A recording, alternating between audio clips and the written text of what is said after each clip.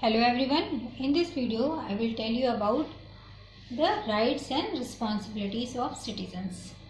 Democracies rest upon the principle that government exists to serve the people and protect their rights. In democracies, these fundamental rights include freedom of speech and expression, freedom of religion, freedom to assemble and right of equal protection before the law. Citizens' responsibilities. Citizenship in a democracy require the citizens to fulfill certain responsibilities, like they should be aware of the critical issues confronting the society so that they can vote intelligently. The basis of a democratic nation rests on peaceful, active, freely chosen participation of its citizens in the public life of their community or nation. Democratic elections. Free and fair elections are essential in democracy. Democratic elections are competitive. Opposition parties and candidates must enjoy freedom of speech, assembly and movement in the election campaigns. The party in power may enjoy certain advantages by being in power, but the rules and conduct of the elections must be fair. To minimize the opportunity of intimidation, voters in a democracy must be permitted to cast their ballots in secret. At the same time, the protection of the ballot box and tallying of the vote totals must be conducted as openly as possible so that citizens are confident that the results are fair and accurate, and the government indeed rests upon their concern. Voters in the democracy have the right to choose the candidate of their choice. Now, rule of law. For much of human history, laws were simply based on the will of the ruler.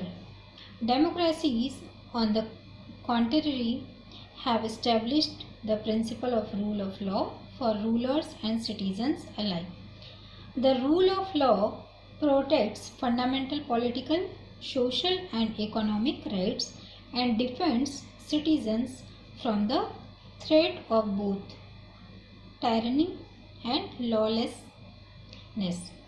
Rule of law means that no individual, whether president or a common citizen, stand above the law.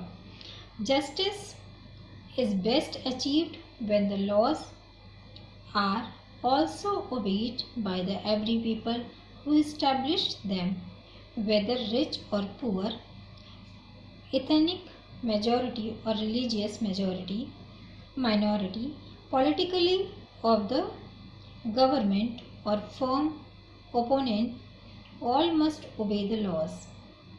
When laws are established by the people who then have to obey them, both laws and democracy are served.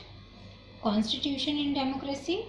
A constitution which states a government's fundamental obligations and the limitations on state power is a vital institution of any democracy. A constitution defines the basic purpose and aspirations of a society for the sake of the common welfare of the people. All citizens, including the nation's leaders, are subject to the nation's constitution, which stands as the supreme law of the land. Constitution, which is usually codified in a single written document, establishes the authority of the government, provides guarantee for fundamental human rights and lays down the procedures of the working of a government. The task of framing the Constitution of India fell upon Dr. Bhimrao Ambedkar. Although based on the British Constitution, it is designed to suit the needs of India with a much larger population. Now, political parties, interest groups and NGOs.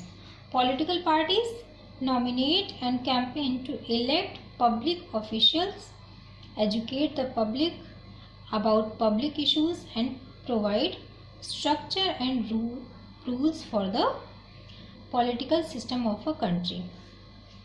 Election campaigns in a democracy are often elaborate, time-consuming and sometimes silly, but their function is serious: to provide a fair, peaceful and method through which the people can select their leaders and determine public policy.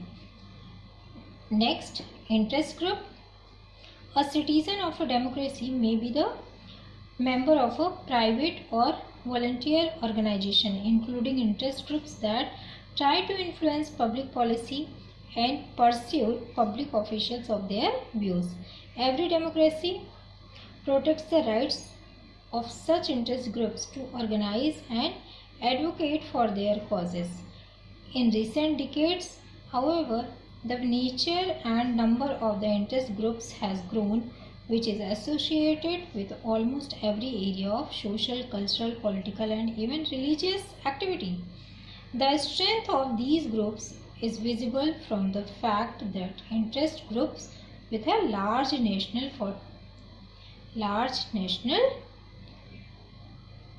automatic attention of the government. NGOs. One of the most striking developments in recent decades has been the emergence of non-governmental organizations, NGOs.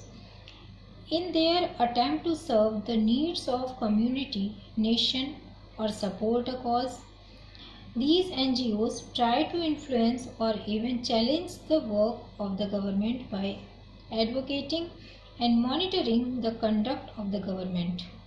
Government and NGOs frequently work as partners.